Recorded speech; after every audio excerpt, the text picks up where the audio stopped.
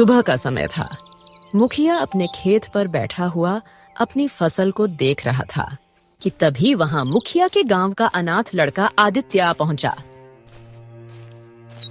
अरे तुझसे कितनी बार कहा है आदित्य कि सुबह सुबह मेरे सामने मत आया कर, सारा दिन खराब हो जाता है। अरे पंडित जी ने कहा है सुबह सुबह हमेशा अच्छी वस्तुएं, खुशकिस्मत चेहरे ये सब देखना चाहिए, न कि तेरे जैसे अनाथ बदकिस्मत और मनहूस चेहरे को पता नहीं कहां से आ जाता है मुंह उठाकर। मुखिया की बात सुनकर आदित्य निराश हो गया। मुखिया जी, अगर मैं अनाथ हूँ तो इसमें भला मेरा क्या कसूर है? अरे बिल्कुल कसूर है, तेरा ही कसूर है, क्योंकि मैं तेरे माता और पिता को अच्छी तरह से जानता था। तेरे पैदा होने से पहले उनके हालात बहुत अच्छे थे। तेरे पैदा होने के बाद उनकी आर्थिक स्थिति अचानक से बिगड़ गई। पहले तेरी माँ खत्म हुई, उसके बाद तेरा बाप चल बसा, लेकिन तू एक मनहूस है जो अभी तक जिंदा है। अरे होना तो यह चाहिए था कि तेरे माता और पिता को जिंदा रहना चाहिए था, मरना तुझे चाहिए था। चल अब सीधी तरह से ये बता यहाँ क्यों आया है? आदित्य का दिल मुखिया के तानों से छल्ली हो चुका था, लेकिन फिर भी उसने अपने आंसुओं को रोकते हुए कहा, मुखिया जी, मैं एक अनाथ हूँ, मुझ पर थोड़ी सी दया कीजिए। अरे साफ साफ कह दे भैया, कहना क्या चाहता है, बोल। मुखिया जी, मैंने 2 दिन से कुछ नहीं खाया है। पिछले कई दिन से गांव के हर घर का दरवाजा खटखटा चुका हूँ काम मांगने के लिए, लेकिन कोई हमको काम ही नहीं देता है। इसीलिए बड़ी उम्मीद लेकर आपके पास आया हूँ। आपके तो बहुत सारे खेत हैं ना, किसी एक खेत में हमको काम करने के लिए रख लीजिए ना। इस गरीब अनाथ का गुजारा चल जाएगा। आपका काम मैं बहुत अच्छे से करूंगा। मुखिया आदित्य की बात सुनकर आदित्य को बहुत गौर से देखने लगा और कुछ देर बाद बोला, देख, वैसे मैं तुझे काम तो नहीं दे सकता, लेकिन तुझे एक मशवरा जरूर दे सकता हूँ। तू एक काम कर, ये गांव छोड़कर चला जा और किसी दूसरे गांव में बस जा। दूसरे गांव वाले तेरे अतीत को जानते नहीं हैं, तो जाहिर सी बात है वहां तुझे काम मिल जाएगा, और अगर इसी गांव में रहेगा तो भैया भूखा मर जाएगा। आदित्य निराश होकर मुखिया के खेत से वापस आ गया और एक वृक्ष के नीचे बैठ गया। आदित्य का भूख से बुरा हाल हो रहा था कि तभी उसकी नजर अपने ही गांव के सुखिया चाचा पर पड़ी, जो अपने बच्चों को रोटी खिला रहे थे। कितनी बार कहा है पिताजी कि मुझे घी लगी रोटी ही पसंद है।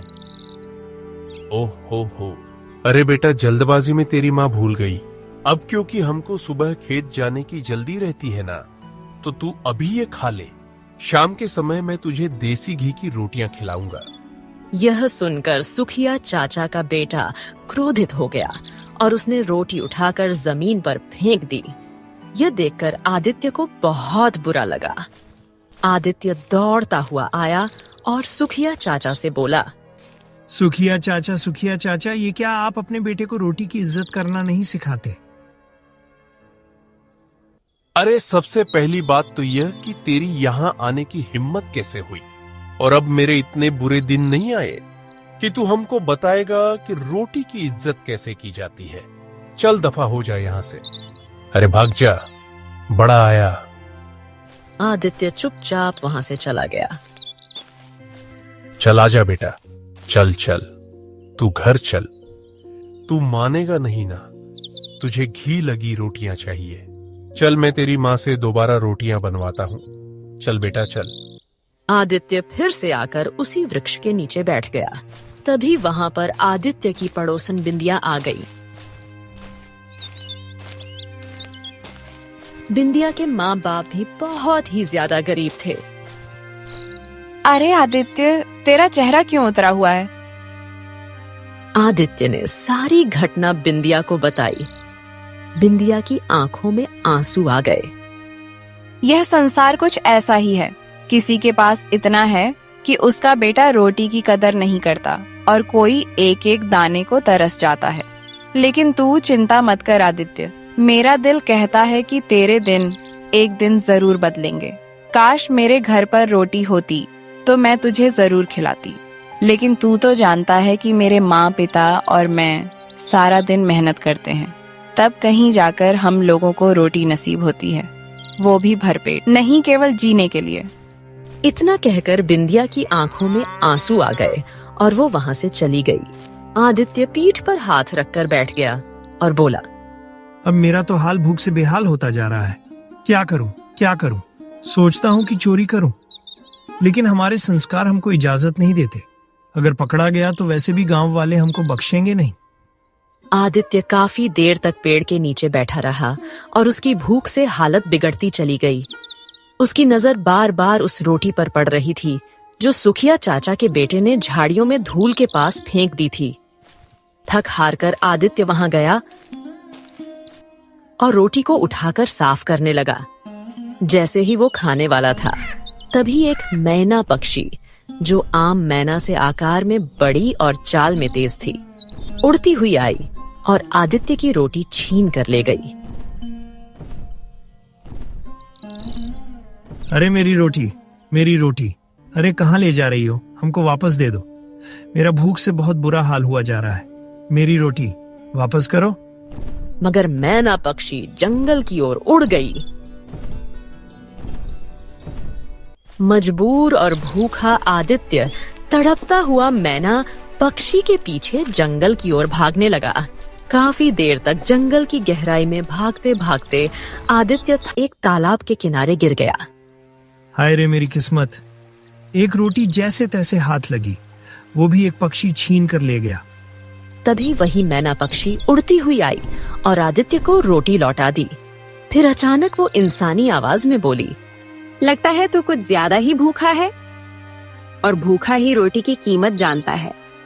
मैना पक्षी के मुंह से इंसानी आवाज सुनकर आदित्य बुरी तरह चौंक गया। अरे बाप रे! अरे तुम तो मैना पक्षी हो। तुम मनुष्य की भाषा में कैसे बात कर सकती हो? हर बात का रहस्य होता है। यह भी एक रहस्य है कि मैं मनुष्य की भाषा में कैसे बात कर सकती हूँ, लेकिन हर रहस्य एक न एक दिन खुलता भी है। यह रहस्य भी एक दिन जरूर खुलेगा। पहले तू रोटी खाकर अपने पेट की आग बुझा। आदित्य तुरंत रोटी खा लेता है और तालाब का ठंडा पानी पीकर उसे बहुत सुकून मिलता है। लगता है तू काफी दिनों से भूखा था। हाँ, मैं एक अनाथ हूँ। गांव में सब जगह काम मांगा, लेकिन किसी ने काम ही नहीं दिया। यह सुनकर मैना पक्षी चौंक गई। क्यों, क्या तुम्हारे गांव में काम नहीं है? अरे काम तो बहुत है, लेकिन मेरे गांव वालों की सोच बहुत बुरी है। दरअसल क्या है कि मैं एक अनाथ हूँ और उन्हें ऐसा लगता है कि अनाथ मनहूस होता है। मेरे गांव वाले अक्सर मुझे ताना मारते हैं कि मैंने अपनी मनहूसियत के कारण अपने माँ बाप को खो दिया। अच्छा, कोई बात नहीं, चिंता मत करो, समय उन्हें सब सिखा देगा। अगर तू चाहता है कि तू भूखा ना रहे तो तुझे एक काम करना होगा। कौन सा काम? क्या तूने ठाकुर गुर्जर सिंह की हवेली देखी है? यह सुनकर आदित्य चौंक गया। ठाकुर गुर्जर सिंह की हवेली तो वर्षों से वीरान पड़ी हुई है। कहते हैं कि बरसों पहले ठाकुर गुर्जर सिंह अपनी पत्नी के साथ किसी रिश्तेदार की शादी में गया था और फिर आज तक कभी वापस नहीं आया। मैं तुझे केवल यह बताना चाहती हूँ कि ठाकुर गुर्जर सिंह की हवेली के पीछे एक मंदिर है जो वर्षों से बंद पड़ा हुआ है। मैं चाहती हूँ कि तू उस मंदिर को खोले। मंदिर का बंद रहना शुभ नहीं है। ये लो, अजीब बकवास कर रही हो तुम। अरे मंदिर को भला मैं क्यों खोलूं? गांव वालों को नहीं पता क्या? और वैसे भी मुझे काम की जरूरत है, मुझे पुजारी नहीं बनना। जो मैं कहती हूँ उसे करके तो देख, तुझे रोज रोज भूखा नहीं रहना पड़ेगा। आदित्य गहरी सोच में डूब गया और कुछ देर बाद बोला, हाँ ठीक है, चलो मुझे मंजूर है। मैं कल ही उस मंदिर को खोलकर साफ सफाई कर दूंगा। और मैं तेरे साथ ही रहूंगी। देखो, मुझे तो कोई ऐतराज नहीं है, लेकिन किसी दूसरे के सामने मनुष्य की आवाज में बोलने की गलती बिल्कुल मत करना। हर कोई मेरी तरह नहीं होता है। हाँ, लोग तुम्हारे मुंह से इंसानी आवाज सुनेंगे तो डर जाएंगे और तुम्हें नुकसान पहुंचाने में कोई कसर ना छोड़ेंगे। हो सकता है कि वह तुमको मार भी दे। समझ गई? इतना कहकर आदित्य अपने घर की ओर चल पड़ा और मैना पक्षी उसके कंधे पर बैठ गई। अगले दिन आदित्य सीधे ठाकुर गुर्जर सिंह की हवेली के पीछे गया, जहां एक मंदिर स्थित था। कहते हैं यह मंदिर ठाकुर गुर्जर सिंह के लापता होने के बाद से ही बंद पड़ा था, क्योंकि वहां ठाकुर जी की ही पूजा होती थी। आदित्य ने मंदिर को खोला और सफाई करने लगा। तभी वहां इत्तेफाक से गांव का मुखिया आ गया।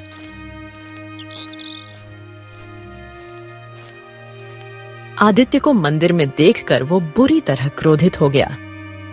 अरे ये क्या मंदिर में आदित्य? अरे तेरी हिम्मत कैसे हुई मंदिर के अंदर प्रवेश करने की? तूने इस वर्षों पुराने मंदिर को क्यों खोला रे? राम राम राम हे भगवान। मुखिया जी, मंदिर का बंद रहना अशुभ होता है, इसलिए खोला। मुखिया गहरी सोच में डूब गया। अरे बात तो तूने पते की कही है, लेकिन अब जब तूने मंदिर खोल ही दिया है तो गांव के मुखिया होने के नाते जिम्मेदारी मेरी बनती है कि मैं यहाँ किसी पुजारी को नियुक्त करूं। और हाँ, मंदिर की साफ सफाई की जिम्मेदारी भी मेरी है। चलो ठीक है, मैं गांव के कुछ लोगों को बुलाकर इसकी सफाई करवाता हूं और कल से ही इस मंदिर में पूजा अर्चना और आरती का प्रारंभ किया जाएगा। और अब से तुझे मंदिर में घुसने की कोई जरूरत नहीं है। आदित्य गुस्से से मंदिर से कुछ दूर चला गया।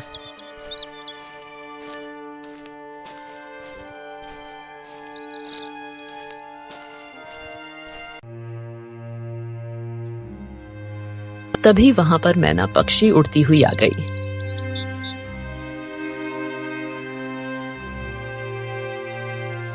अरे क्या बात है, कल तो तुम्हारे चेहरे पर भूख नजर आ रही थी, लेकिन आज तुम्हारे चेहरे पर क्रोध आ रहा है।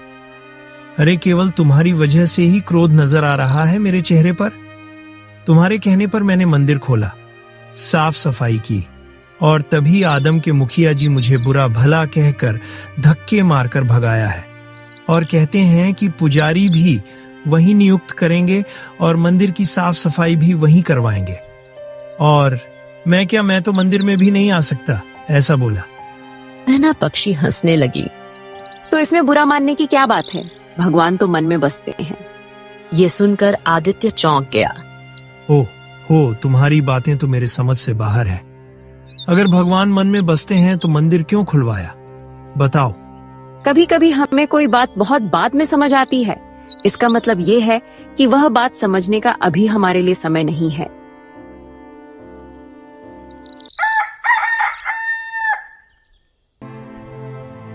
अगले दिन से मंदिर में एक पुजारी की नियुक्ति हो गई और पूजा अर्चना का कार्य प्रारंभ हो गया। शाम तक मंदिर में सारे गांव के लोगों की भीड़ लग गई। आदित्य दूर बैठा मंदिर और वहां की भीड़ को देख रहा था। हाँ, देखो तो बड़ा ही विचित्र है ये संसार। कल तक लोग इस मंदिर के सामने से गुजर जाते थे और किसी को होश नहीं था कि यह मंदिर बरसों से बंद पड़ा है। मैंने मंदिर का दरवाजा खोलकर उसे साफ करने का प्रयास किया तो मुझे ही धक्के देकर बाहर निकाल दिया गया। और आज गांव वाले मंदिर में पूजा तो ऐसे कर रहे हैं जैसे यह मंदिर उनके मन में कितने करीब रहा हो, क्या कहें। तभी आदित्य की नजर एक भिखारी पर पड़ी जो मंदिर की सीढ़ियों पर बैठा था। ये तो बड़ी विचित्र बात है। इस भिखारी को तो मैंने कभी भी अपने गांव में देखा नहीं और ये गांव का है भी नहीं। अब ये अचानक से कहां से आ गया। भिखारी सबसे भीख मांग रहा था, लेकिन कोई भी उसे भीख नहीं दे रहा था। कुछ देर बाद आदित्य अपने घर चला गया।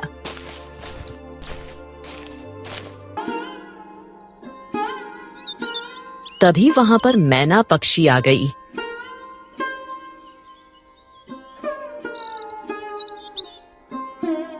मुझे तो अब भूख लगी है। सब्र करो। क्या तुमने मंदिर के बाहर सीढ़ियों पर उस भिखारी को नहीं देखा? हाँ, देखा है।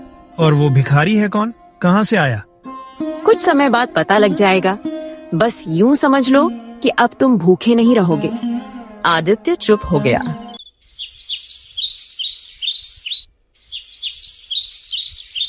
अगले दिन आदित्य सोकर उठा ही था कि तभी उसके कानों में उसी भिखारी की आवाज टकराई। एक रोटी दे दो, एक रोटी दे दो, देने वाले का भला होगा। मुझे वो रोटी चाहिए जो तुम्हारे लिए बेकार है। यह सुनकर आदित्य चौंक गया और सीधे मंदिर की सीढ़ियों पर जाकर उस भिखारी के पास पहुंचा।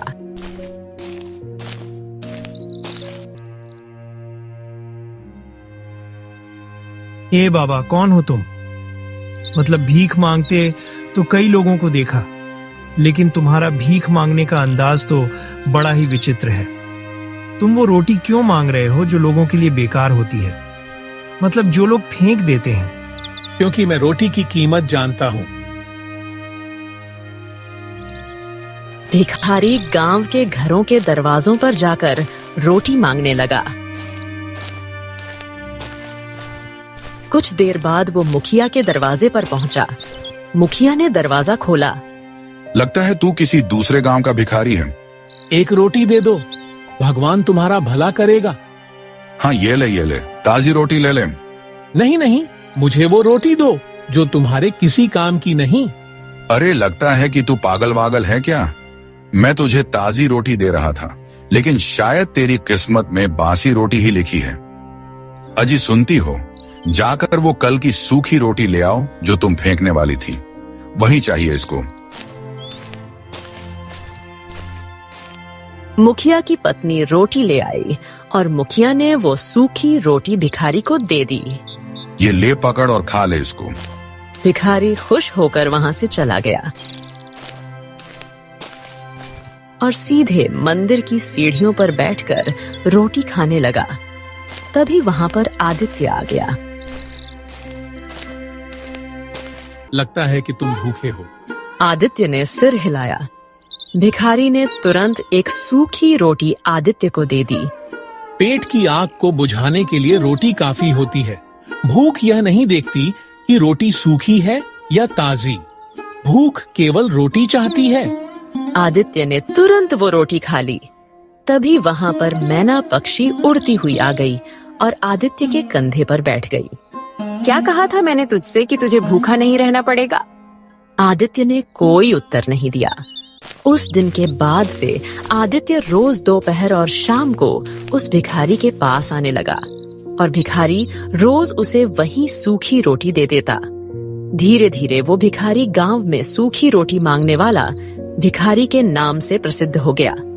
गांव के सभी लोग उसका मजाक उड़ाते, लेकिन आदित्य को ऐसा लगता था कि उस भिखारी में जरूर कोई बहुत बड़ा रहस्य छुपा हुआ है।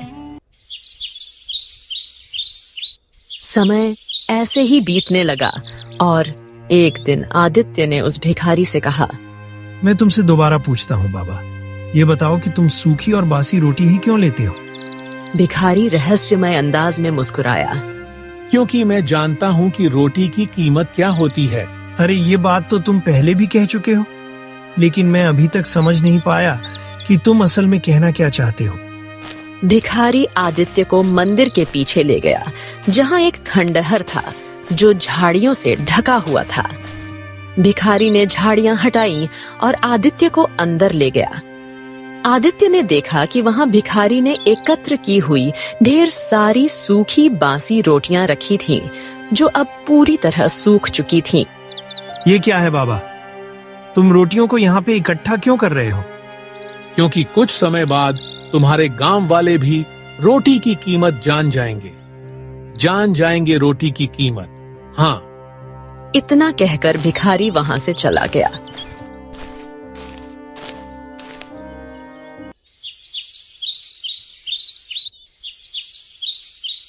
कुछ समय बाद आदित्य के गांव में भयंकर सूखा पड़ गया। सूखा इतना भयानक था कि गांव के सारे खेत बंजर हो गए और तालाब सूख गए। चारों ओर भुखमरी फैल गई। मुखिया मुंह लटकाए एक सूखे वृक्ष के नीचे बैठा था। तभी वहां सुखिया चाचा आ पहुंचे। अरे तुम तो गांव के मुखिया हो, कुछ तो करो, गांव में लोग भूख से तड़प रहे हैं। अरे मैं क्या कर सकता हूँ? गांव की धरती बंजर हो चुकी है।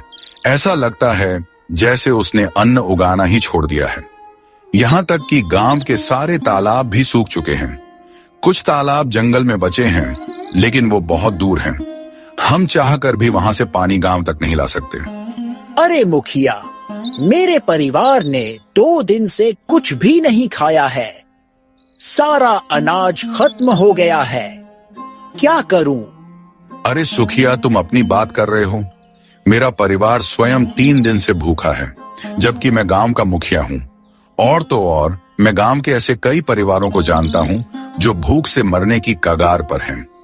तभी उन सभी के कानों में एक आवाज गूंजी, जिन सबको भूख लगी है वो मंदिर के पीछे वाले खंडहर में आ जाओ। जिन सबको भूख लगी है मंदिर के पीछे वाले खंडहर में आ जाओ।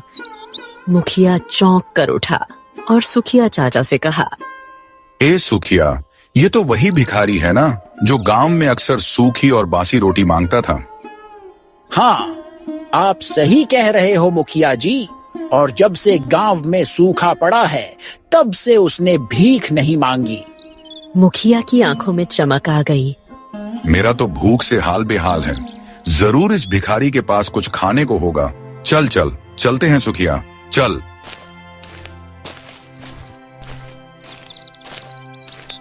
कुछ ही देर में मुखिया, सुखिया और सारा गांव दौड़ता हुआ मंदिर के पीछे खंडहर पर जा पहुंचा।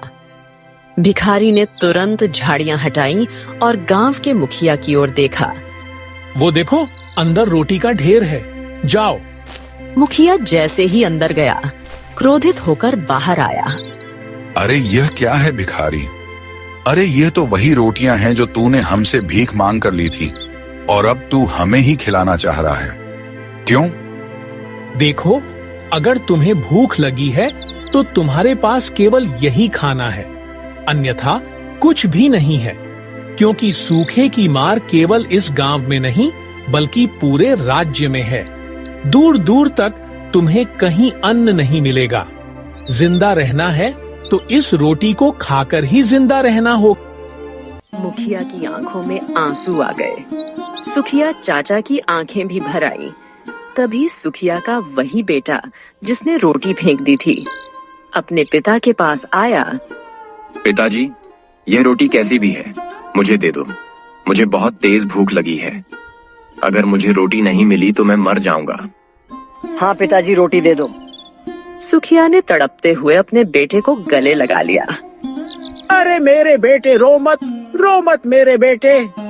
सुखिया ने मुखिया से कहा, मुखिया जी, हम तैयार हैं। हम किसी भी तरह से अपने अपने पेट की आग बुझाना चाहते हैं। हाँ, और मैं भी। कुछ ही देर में सारा गांव उस खंडहर से सूखी रोटियां उठाने लगा और उन्हें ऐसे खाने लगा जैसे उनके सामने कोई स्वादिष्ट व्यंजन परोसा गया हो। आदित्य यह दृश्य देख रहा था। मैना पक्षी उसके कंधे पर बैठी थी। आदित्य भिखारी के पास पहुंचा। देखा तुमने, यह होती है रोटी की कीमत। वही गांव वाले जो इन्हीं रोटियों को बेकार समझते थे और मुझे दे देते थे, आज यही रोटियां कैसे खा रहे हैं। देखो देखो। हाँ, अब मैं समझ गया। लेकिन बाबा, आखिरकार आप हैं कौन? भिखारी मुस्कुराया। तभी मैना पक्षी उड़ती हुई भिखारी के कंधे पर जा बैठी। मैना पक्षी और वो भिखारी रंग बिरंगी चमक में परिवर्तित हो जाते हैं। कुछ ही क्षणों में वो मैना पक्षी एक स्त्री में बदल जाती है और वह भिखारी सेठ गुर्जर सिंह में। यह देखकर आदित्य और सारे गांव वाले चौंक जाते हैं। मुखिया दौड़ते हुए आता है। अरे, ये तो हमारे गांव का सेठ गुर्जर सिंह और उनकी पत्नी है जो बरसों पहले रिश्तेदार की शादी में गए थे, लेकिन वापस लौटकर कभी नहीं आए। सुखिया चाचा भी दौड़ते हुए आते हैं। सेठ जी, आखिरकार ये क्या रहस्य है? सेठ गुर्जर सिंह मुस्कुराते हुए सबकी ओर देखते हैं। मैं बताता हूँ। बरसों पहले मैं सेठ गुर्जर सिंह अपनी पत्नी के साथ बैलगाड़ी में रिश्तेदार की शादी से लौट रहा था। हमने सोचा कुछ देर तालाब के किनारे बैठकर आराम कर लेते हैं और खा पीकर फिर चलते हैं। हम दोनों बैलगाड़ी से उतरकर तालाब के किनारे बैठ गए और रोटी सब्जी निकालकर खाना खाने लगे। भोजन के बाद मेरी पत्नी बची हुई रोटियां झाड़ियों में फेंक देती है। तभी वहां एक साधु आ जाता है और बोलता है, यह तुम क्या कर रही हो? तुमने जो रोटियां फेंकी हैं वह पाप है। मैंने कहा, हमारा पेट भर चुका है, अब हमें रोटियों की कोई आवश्यकता नहीं और वैसे भी गांव तक पहुंचते पहुंचते यह सूख जाएंगी। यह सुनकर साधु क्रोधित हो गया और बोला, जिस जंगल में तुम जा रही हो वहाँ तुम्हें सैकड़ों लोग मिलेंगे जो भूखे होते हैं।